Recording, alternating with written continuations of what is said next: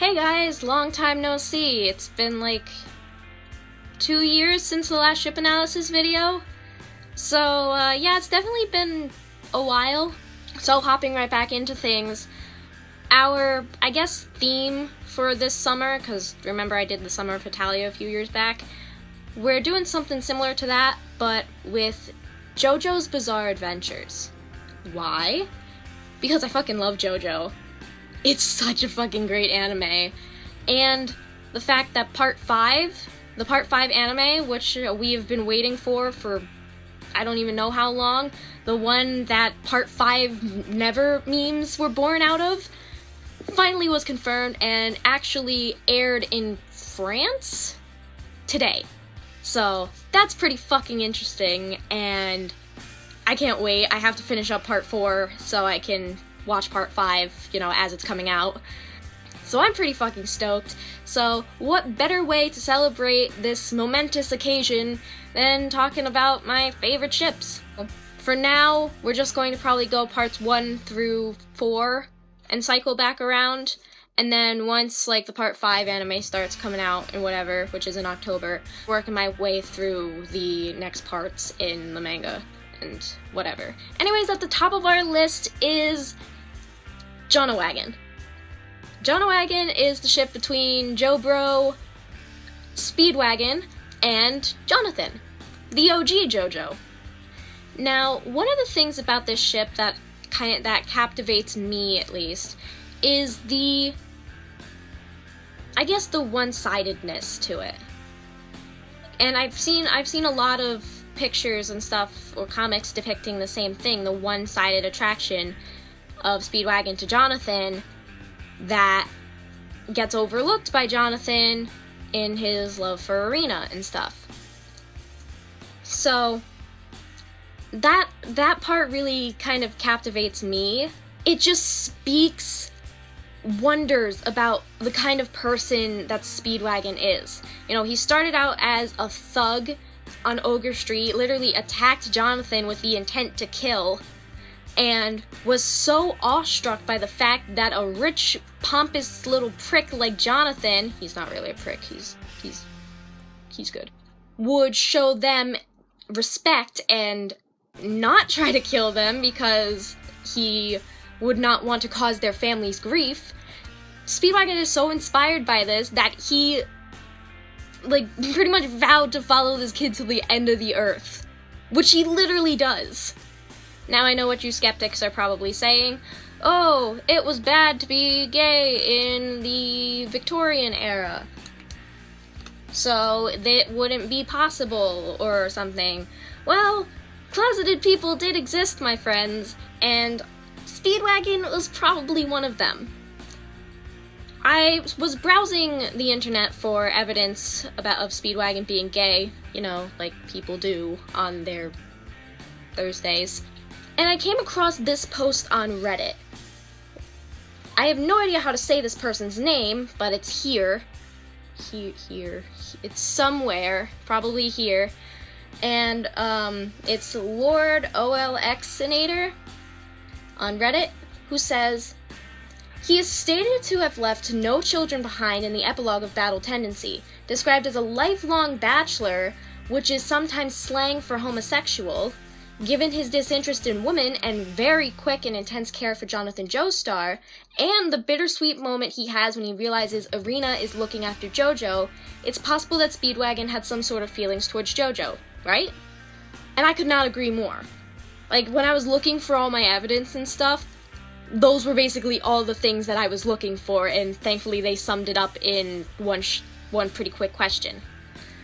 And I did some looking into some of the stuff they said.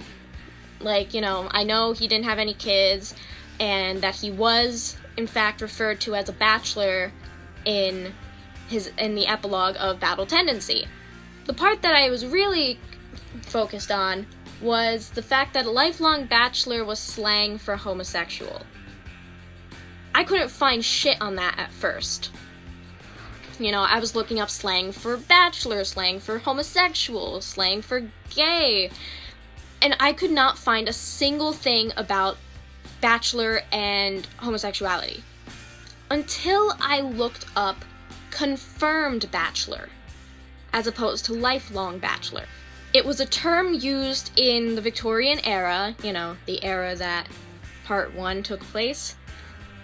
It was used in obituaries as a euphemism for being homosexual. Pretty sure it's the same in both the dub and the sub versions of the anime that they refer to Speedwagon as a bachelor.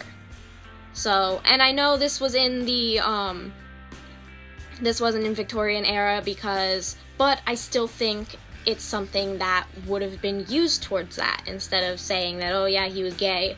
No, he was a confirmed bachelor who had no children and, like, left behind no legacy, I guess. Now, if I had to put a definition on the relationship between Speedwagon and Jonathan, I would have to say ride or die. If you don't know what a ride or die friendship or relationship is, you have not lived, my friend. You have not had true friendship until you have had a ride or die. This is someone who you would do anything for, who you would literally go to the ends of the earth for this person. And when you think about it, Speedwagon started following Jonathan literally hours after they met. You know, they met on Ogre Street. They had that fight where Speedwagon was inspired by Jonathan's gentlemanliness. It was only a few hours after that, which Speedwagon followed Jonathan back home to confront Dio, and, you know, the whole match scene happens. Look alive, Master Joestar. He's trying to lure you in like as not. Right about now, you're probably wondering who I am. Allow me to elucidate ya. The name is Robert E.O. Speedwagon. I had a hunch Jonathan's run of trouble might not be done, so I followed him back home. I like you, Jonathan. In that, he mentions that he followed Jonathan home because of a hunch. That's kind of stalkerish. I'm not gonna sugarcoat that. That's kind of weird, but it speaks a lot about Speedwagon as a person.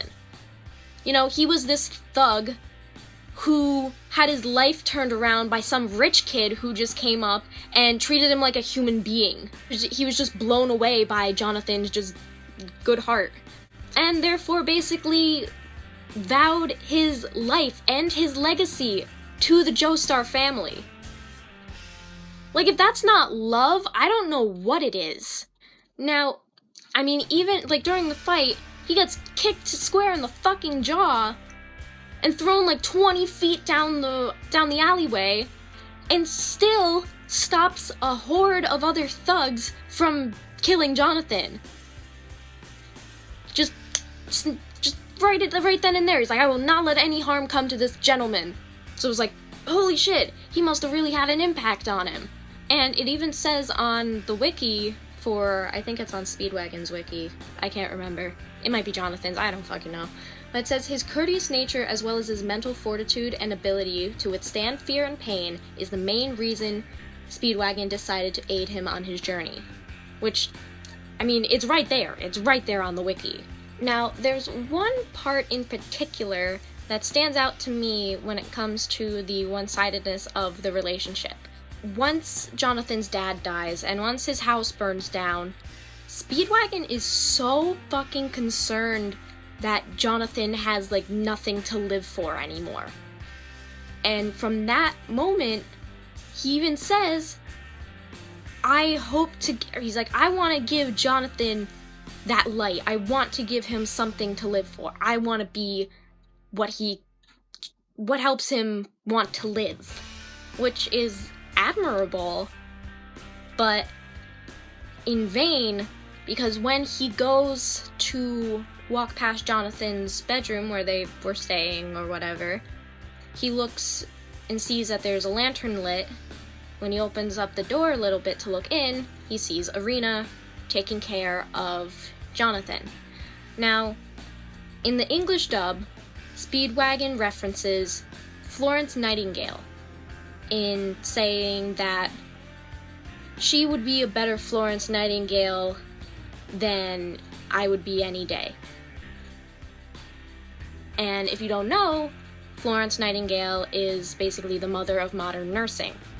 which, you know, that could just be interpreted as, oh yeah, it's, you know, she'd be better at taking care of Jonathan anyways. But to me, this moment was Speedwagon admitting defeat. You know, he sees Irina taking care of Jonathan with such tenderness, and he knows at that moment that he will never be that for Jonathan, and withdraws coolly. It's a tragic story of a love that was never meant to be. And it's so obvious that they all care about each other, and the fandom's ideal scenario is Jonathan being with Irina and Speedwagon in a poly relationship, which I love and I wish, but it's not what happens. And we all know what happens. And even though Jonathan is gone, the legacy Speedwagon leaves behind is pretty much the only reason the Joestars can do what they do. Without the Speedwagon Foundation, they would have never been able to do as much as they have. So, Speedwagon never really had a debt to pay off, but he did his part in serving the Joestar family for the rest of his life, and afterwards. He also pretty much helped Irina with taking care of Joseph, and probably also helped her with Lisa. Do I feel that Speedwagon loved Jonathan? Of course. But I feel more so that Speedwagon was in love with the Joestar lineage, the Joestar family. Which, how much more in love can you get? He always have and always will be a fundamental part of the Joestar family foundation. An extremely important character who gets shit on a lot, surprisingly, for being useless when he's literally the most important character. And if anything, I'd say Jonathan is in debt. The Joestars are in debt to him. But he would never do that. He would never try to get anything from the Joestars because of how much he loves and cares for the family. Even after Jonathan died, his love lived on in the Speedwagon Foundation and all of his help towards the following Joestar lineage. So that's pretty much it. I'm sorry this was more a video talking about how important Speedwagon was to the series as opposed to a JonaWagon analysis, but quite honestly, I haven't watched part 1 in like a really long time, so if I wanted to pick out any specific moments, I really wouldn't be able to. Maybe I'll go back in the time between this video and the next, rewatch part 1, or at least find clips of part 1, and that might help me further with the headcanons for JonaWagon. So if you were looking for a lot of JonaWagon content, you're gonna have to wait till the next video to get the more solid JonaWagon stuff. And also Arena JonaWagon, because of course I'm gonna include the OT3. But, so wait till then to get your solid, concrete JonaWagon, and this video was just about the importance of Speedwagon and how his love for Jonathan splayed through generations. But I guess I'll see you guys in the next video. Bye!